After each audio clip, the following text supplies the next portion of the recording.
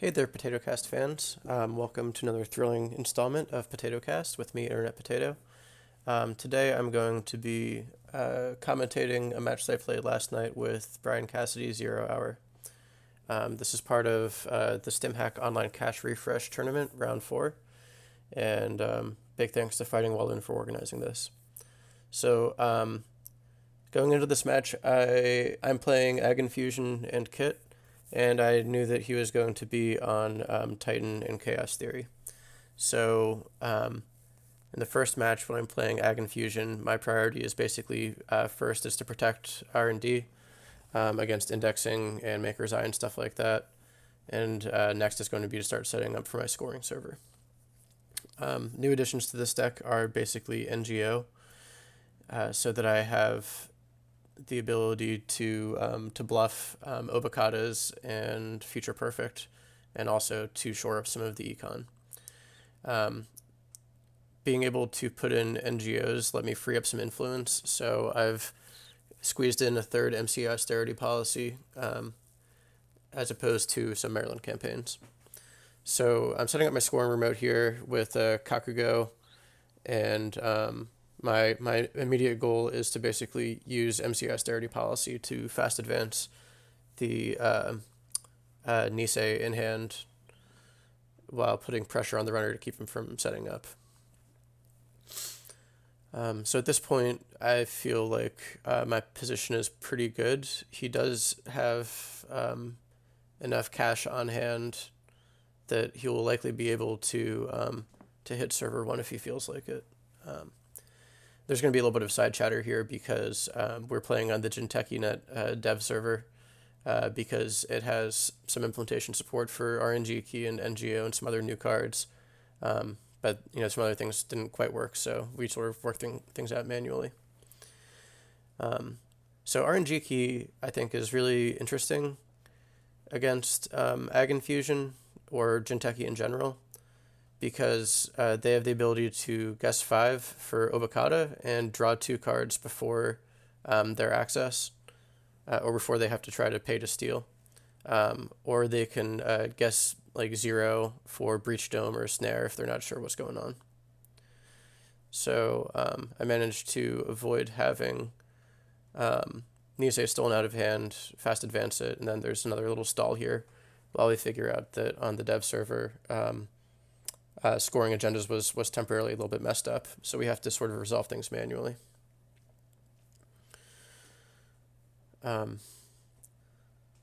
So looking at this matchup on the whole,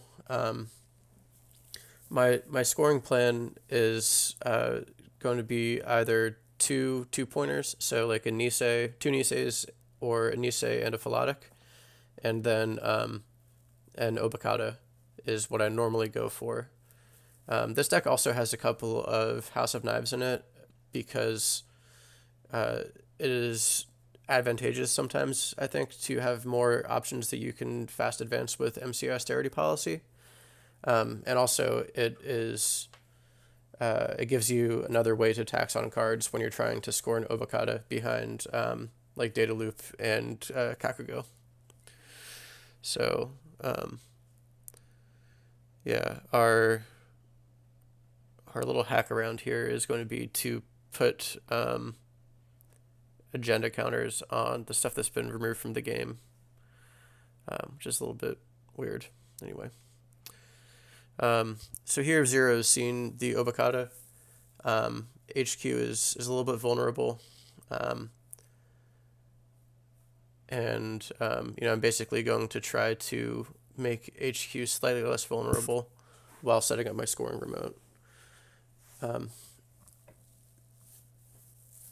I haven't seen a ton of Zero's deck at this point, so I'm not really sure like what his breaker plan is.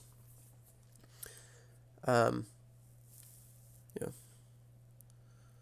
And then we find out that Cyber Cipher is at least part of it.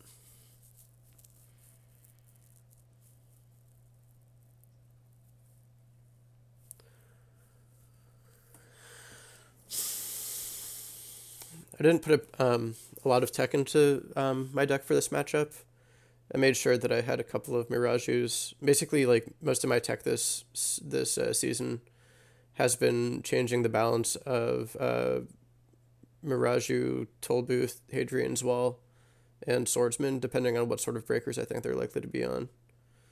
And so out of Schaefer, I wasn't really expecting a lot of AI breakers, and so I've favored Miraju over Swordsman. But Dean Lister and Turtles is always kind of a threat to be wary of. So, I frequently will pop in Swordsman for that case. Seeing the Egret go in the bin is important because that lets me see that like Cyber Cipher and then Egret from Clone Chip is like a pretty reasonable breaker suite and gives him a way to deal with high strength barriers, which is generally pretty challenging to deal with in cache refresh due to the lack of good fractors. So, I feel like I'm starting to get a sense for what his, breaker plan is. And like at this point in the game, it looks like he doesn't have necessarily the, like the long-term econ to like keep smashing into Tollbooth over and over again.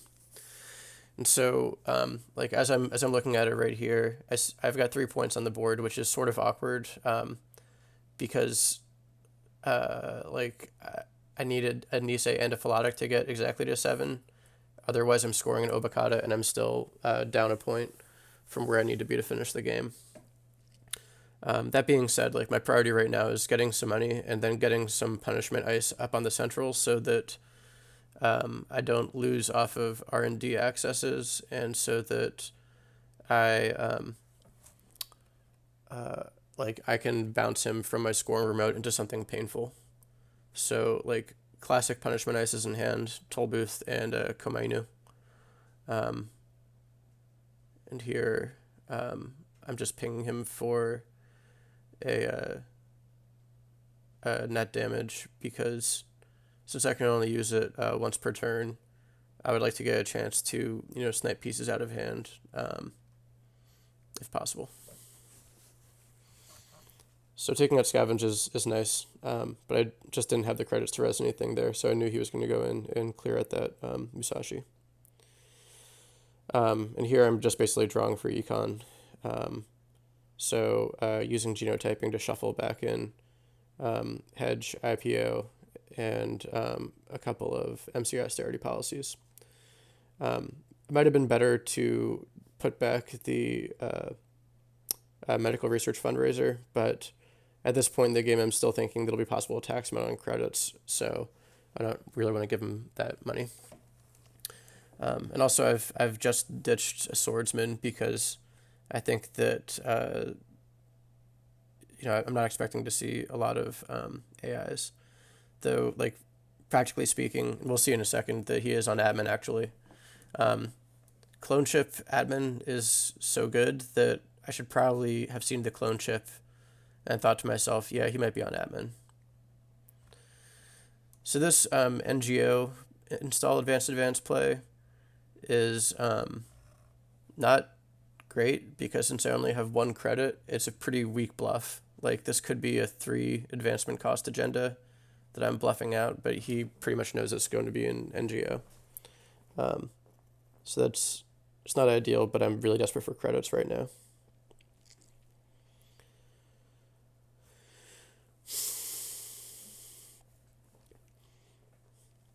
So I've been pretty low on credits this game so far. Not seeing more hedge funds and not seeing Celebrity Gift has been kind of kneecapping me here. And I was deciding there whether it's worth it to get the money and then res the Kakugo, and I decided, definitely not, because he can just bounce off of Kakugo, and I need the money right now. Yeah, likewise, taking the bad pub sucks, but I kind of got to do it. So here's a slightly more credible NGO play. And looking back at it, I think it might have been better to go ahead and do the Obokata because, no, actually, I take that back. I didn't have the credits to do an Obokata in there because I need to be able to res multiple Kakugo and ping with House of Knives in order to score it and still have 3 credits left. So like if I had res Kakugo, he broke it. I hit him with a House of Knives and then bounce him. Then he would still have a couple of clicks and only need to take a total of four net damage before accessing the Kakugo and stealing it. So like if I'd been 5 credits richer,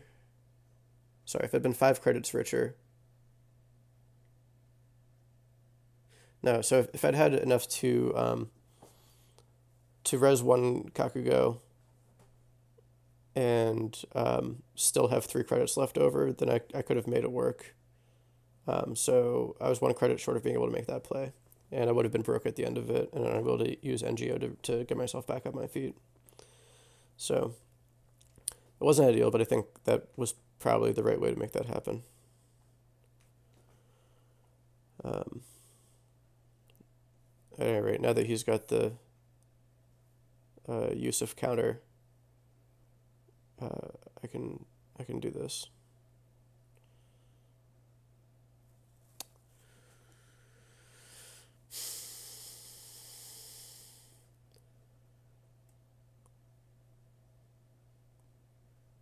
So with this genotyping hit, since I've been so poor, I just put some NGOs back in, and now that I know that Swordsman is potentially helpful, I go for that, which is like kind of a bummer because I would rather have ditched something else earlier and kept the Swordsman than wasting the spot with genotyping.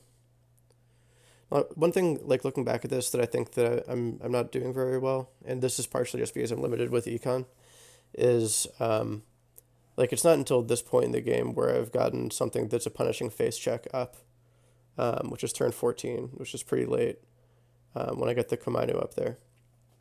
Then additionally, I have this Miraju just sitting in hand, not really doing anything, and it would probably have been worth it to get that over R&D since indexing is a thing. So here's like a perfect RNG key hit, guessing 5, getting the draw, and then stealing Obokata. So that was a nice play, and I think one of the more interesting interactions that we get with RNG key.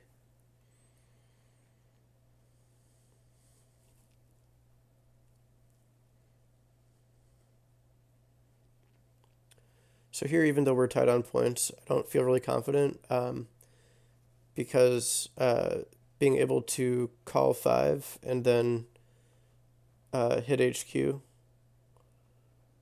is, it's a bit of a problem. It makes it a lot harder to just leave an Obokata sitting in hand with the knowledge that it won't get sniped. Especially now that he knows by accessing it that there's another Obokata in hand. It's going to be a lot harder to deal with. This was a cool play where he knew that he would have been flatlined if he hit a snare, so he called out 0 in order to avoid the flatline. And so, like, now I've finally got some punishing face checks up on my centrals, and like looking forward, the game plan is going to be to get another get data loop outside of server 1, so that I can really grind him on cards requiring like 10 cards in hand to go through the data loop and the Kakugo twice and steal an Obokata. I think Spinal Modem is a cool choice of console because he knows that I don't have any trace effects. So it's basically two credits, recurrent credits for icebreakers. And here, since he knows that I have an Obokata in hand, I have to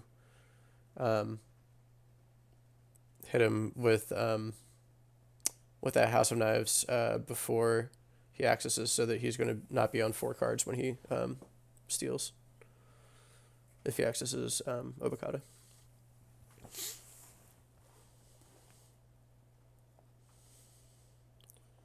Then we start talking about the hypothetical belt that we both share, because, I don't know, things were getting weird. We're having some fun. I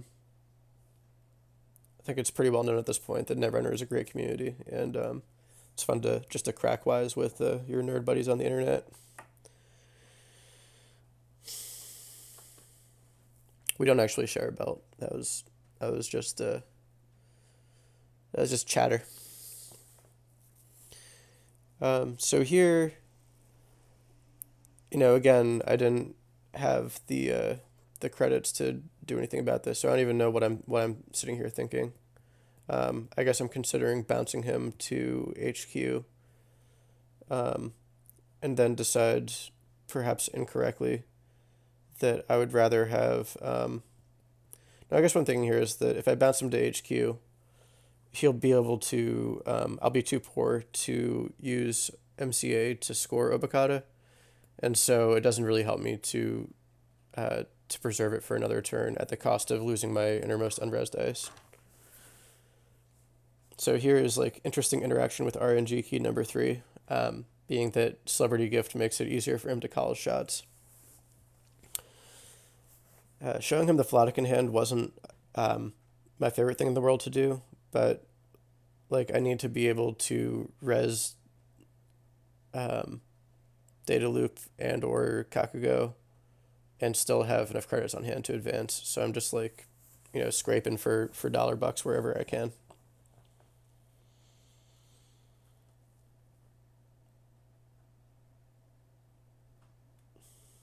So here I make the choice to get the Philotic in there. I think that's what I choose to do. I might put the Data Loop out in front first. Yeah. This seems a little safer, because HQ is expensive enough for him to hit, that even though he knows there's a Philotic in hand, and he can just run in and call 5 and either get the Obokata or get the Philotic, it's going to be expensive for him, and he doesn't want to do that too many times. At this point in the game, I'm also looking at his stack, and since he's on 6 cards left in the stack and 5 in hand, we're sort of approaching the point where Ben Musashi and or Obokata Protocol can close out the game. But, again, I'm on this awkward point spread with, 3 scored, a decent chance at getting this Philotic scored soon, and then needing to, score a 5-3 anyway. So, looking back at this, it might even have been better for me to, overdraw and dump the Obokata into archives, because it's, at least somewhat challenging for him to get in there and steal it. I don't know. And survive, that is. So, I continue to sweat bullets over here as he, runs in and uses RNG key to say, I would like to steal a Philotic, please. May I have it?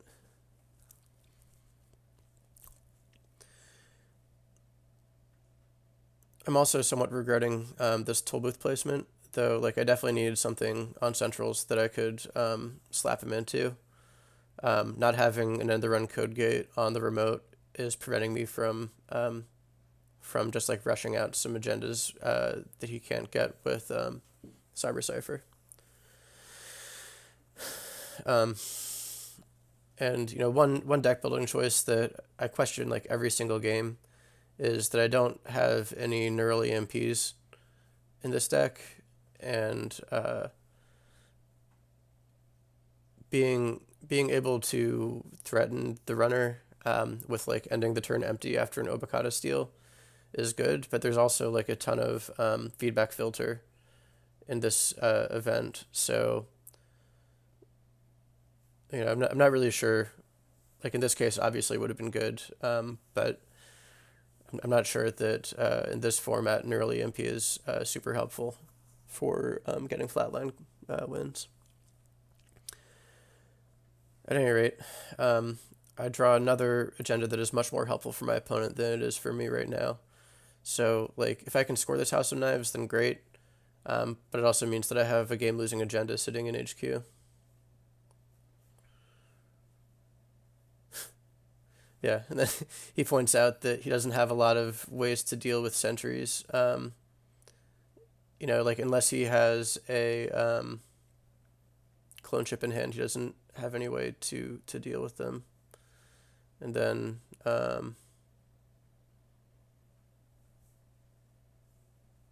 so like now I'm at the point where Obokatas are unstealable.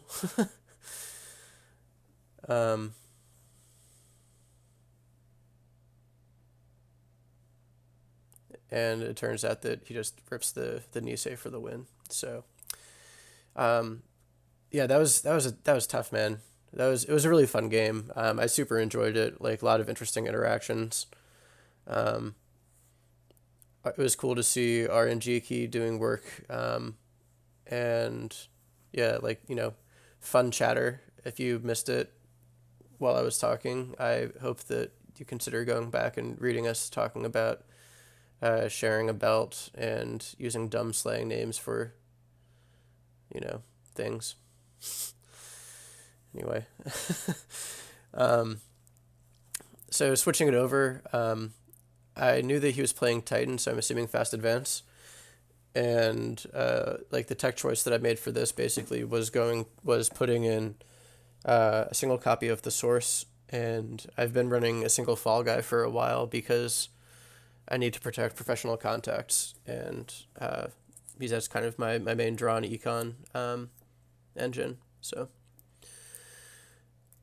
at any rate, so in this game, what I'm looking to do is get professional contacts up pretty early, getting some econ online with Armitage, liberated accounts, etc.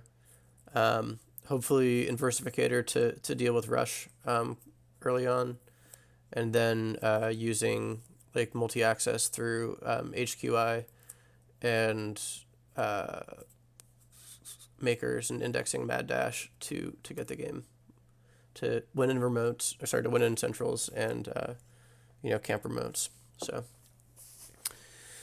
anyway, we talked a little bit about what Delaware has to offer. As an ethnic Delawarean, had to point out that the state beverage is milk, which is a pretty cool state beverage. Probably Dairy Lobby called that one. At any rate, so my opening hand isn't super. I really want to have professional contacts in my opening hand. And while indexing Mad Dash is great in general, I also feel like I can't really throw away Mad Dash right now, which I probably would normally overdraw and then toss the Mad Dash. So instead I do kind of a suboptimal dirty laundry for just 3 credits, even though the internet will apparently hate me for it. On the plus side, I've got the credits right now to hit HQ with a dirty laundry, which is, some would say the correct way to play it, where I'm getting at least an access out of it and forcing a res. And since Colossus doesn't natively end the run, I throw it on the remote. He's going to need to put another ice over top of that to keep me out of there. So it's a good place for it, I guess. Start building on my econ, and I'm sort of hurting for money right now because I've been click drawing. but this is the situation we're in.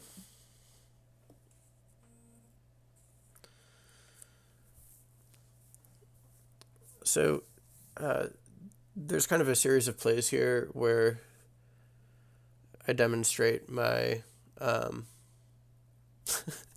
my lack of familiarity with certain cards in the pool. There's really no good excuse for it, but I'm just like struggling to figure out, at game time, what is the right way to play against Miraju in this case. And so what I decided to do is shuffle his econ around somewhat awkwardly so that he'll draw an agenda next turn, and he'll see an expensive ice before he sees the cards that let him make use of it, with the hope of, he's relatively poor right now. I'm thinking he won't be able to res both of these ice over HQ, and I can just make a couple of runs and hopefully snipe the Atlas.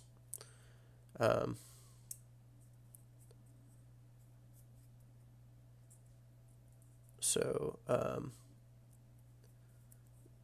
this, is not ideal. So like, again, I'm just trying to get him a little bit poor here. So by breaking it, de-resing it, and then running again, I'm hoping that he won't be able to res what I'm thinking is like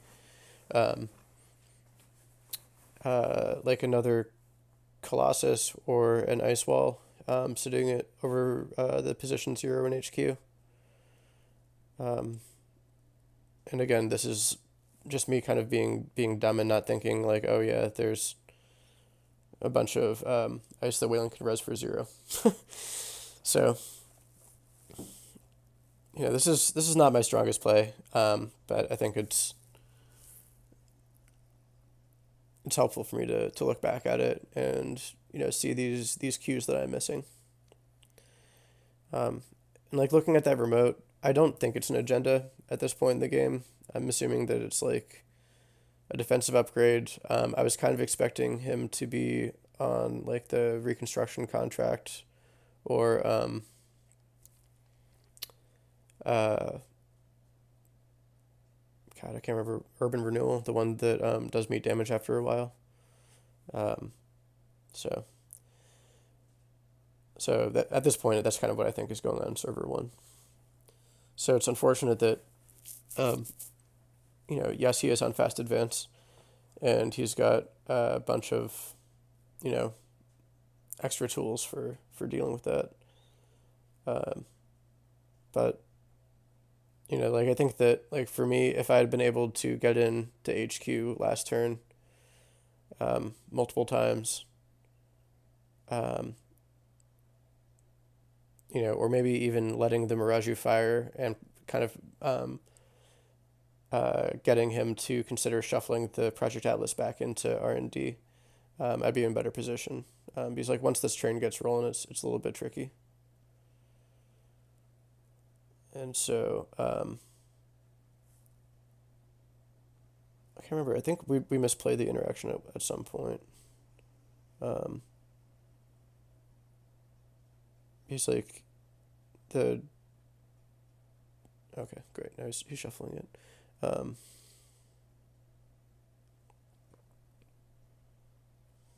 Cool.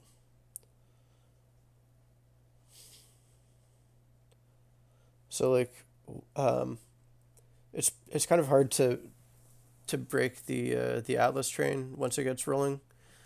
So like I'm thinking, well, I should probably be focusing on getting my my Maker's Eyes up, and also I've got 2 Same Old Thing in this deck, and so like those are the key cards I'm digging for.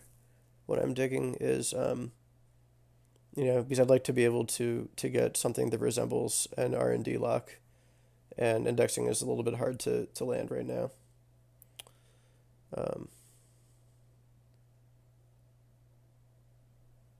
Yeah.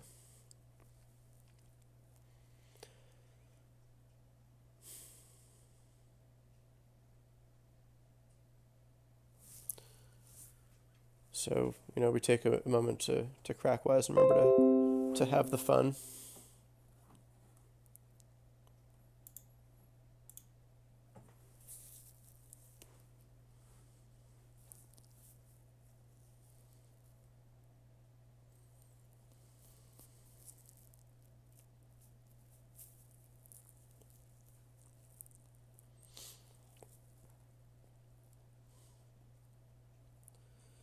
So this corporate defector is, I don't know if it's really doing what it needs to do in this deck. Mainly I just thought that it would be helpful since I'm running HQI to basically like against CI decks. I'd like to be able to know when I should be hitting HQ, and that's something that like I should probably just be able to know based on how they're playing and how much they're drawing. But I don't know. Maybe I'm just being lazy here.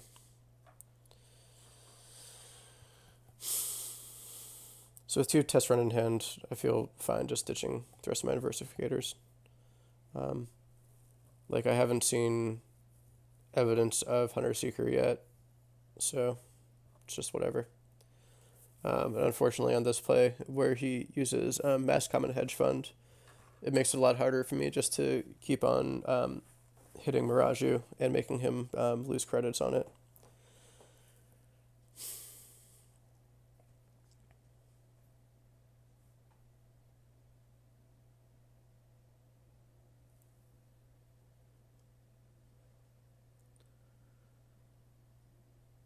So I don't recall what I was pausing here for.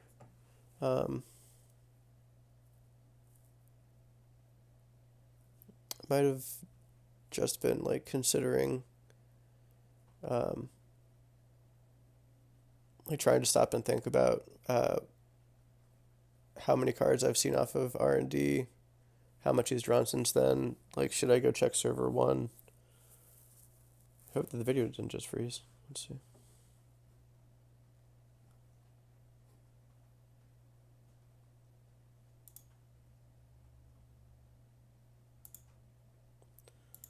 Oh great, instead the video froze. So I'm gonna hit pause here. It's fucked up. So I'm gonna hit pause here and try to resume this.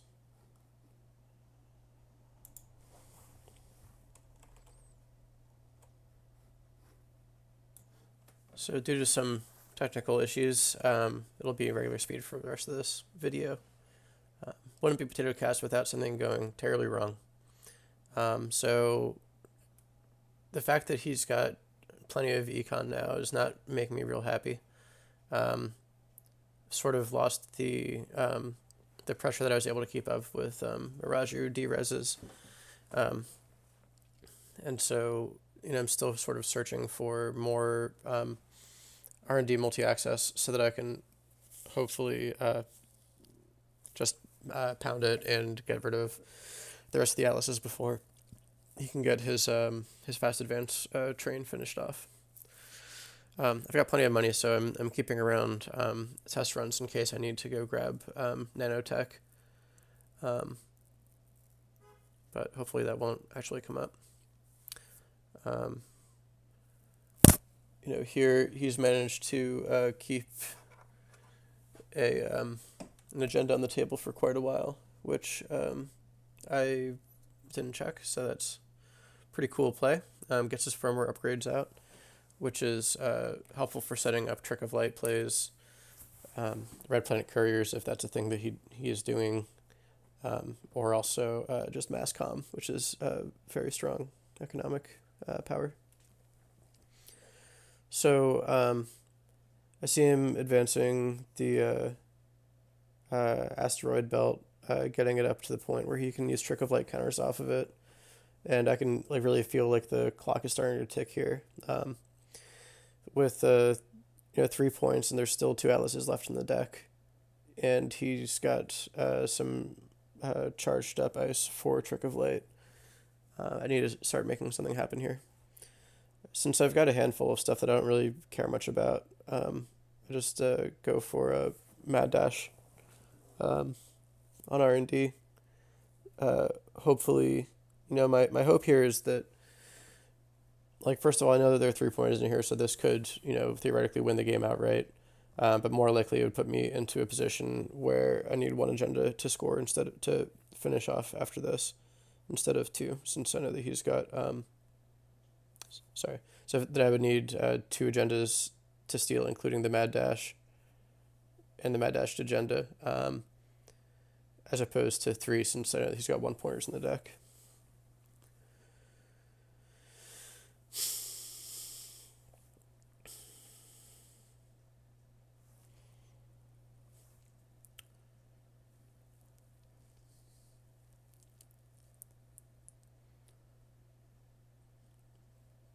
So since I had to start and restop the video, I can't recall whether I had seen an additional Trick of Light in his hand or whether I just suspected.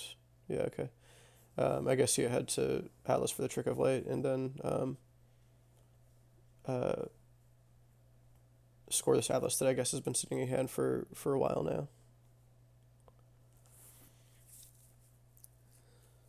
So maybe last turn, instead of digging for R&D multi-access, I should have taken a crack at HQ, since I definitely saw that he was setting up with advancing the asteroid belt for another Trick of Light play.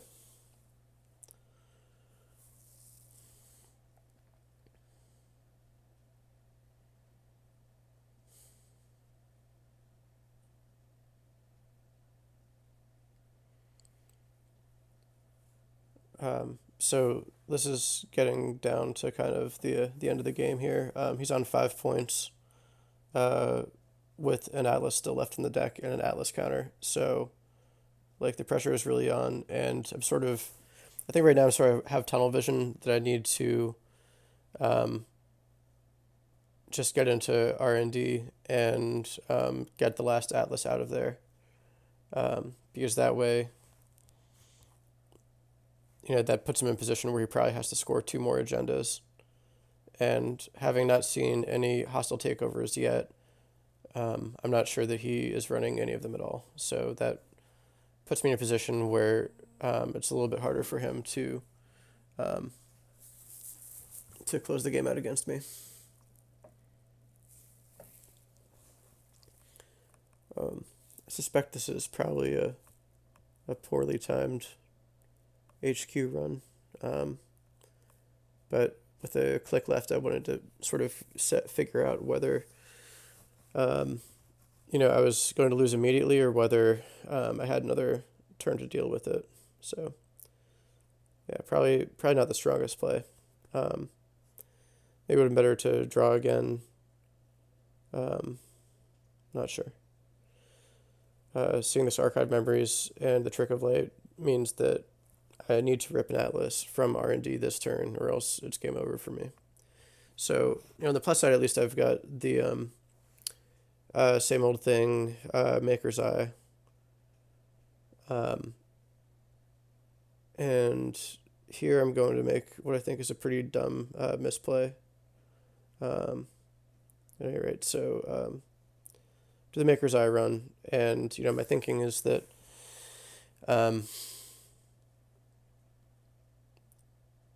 if I can, maximize my chances at hitting the last Project Atlas, then I might force him to have to burn the Atlas counter on my last run, or on one of these runs, to make it so that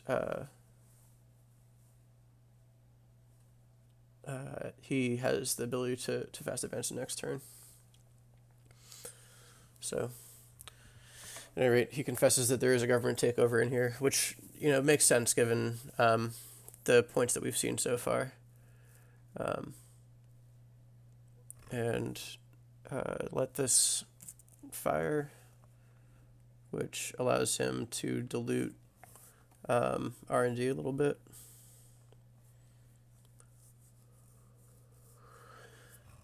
Pray for rips.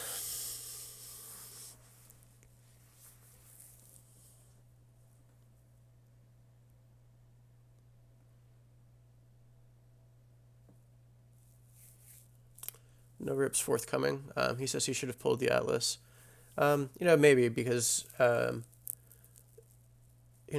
what I fail to remember here is that the Mirage Shuffle effect is mandatory, And so if I keep running R&D, I'm guaranteed fresh accesses.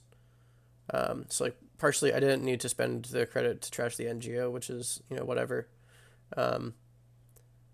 But I can either, my best play here probably is just to run R&D, plan to run it twice, and if he pulls the Atlas on the first run, then probably, I guess I don't have a way to hit HQ because the asteroid belt is up.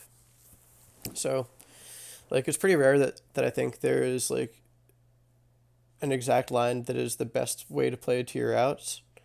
And here I think that it's probably just running R&D twice. At any rate, yeah, I think that I'm actually here. I'm again getting sort of tunnel vision, and I'm thinking that my best bet, rather than running R&D twice and seeing 2 random cards out of the 27, is to draw, hoping for a Maker's Eye, which is kind of dumb, and then running and hitting 3 cards. So it's like, when you do the odds on it, it's like I had like basically like a 1 in 20 chance of getting 3 cards out of this run, instead of a 100% chance of getting 2 cards. And so that was a poor choice right there. But yeah, and I point out immediately it would have been much better for me just to run twice, especially because since this is running last click, he can pull the Atlas, and yeah, so he's going to pull the Atlas out before I succeed. So like this run last click is totally wrong. That choice to draw and run rather than running twice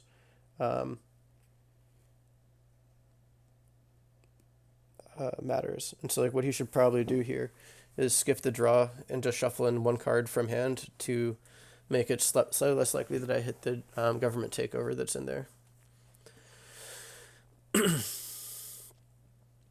But otherwise it doesn't really matter what order he does these things in. So like,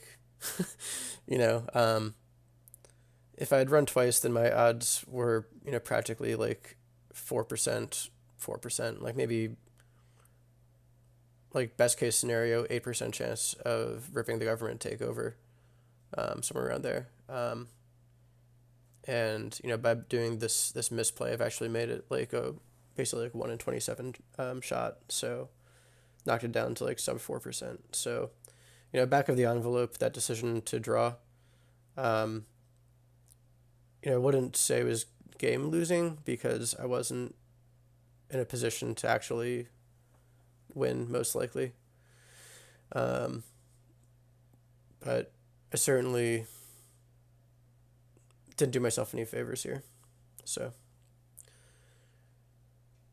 anyway, pray for rips, see an asteroid belt, and that's game. So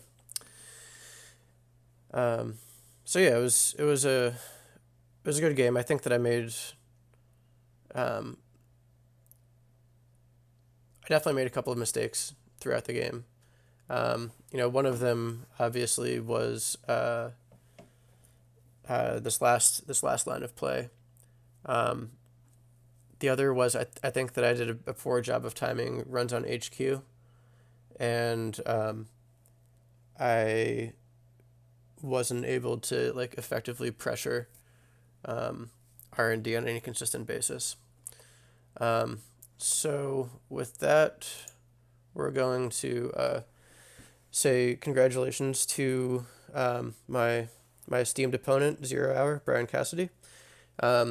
Congratulations, both really well played games, and hopefully this sweep here will put you in a position where you can make it into the cut. I think that at this point I'm probably out because my record is split due to scheduling issues round 1, split round 2, I swept round 3, and then I was swept. So, I've got a 50-50 record, and that's just not going to put you in the top 8 here probably. So, thanks everybody for tuning in. It was helpful for me to walk through this game and look at my plays in hindsight.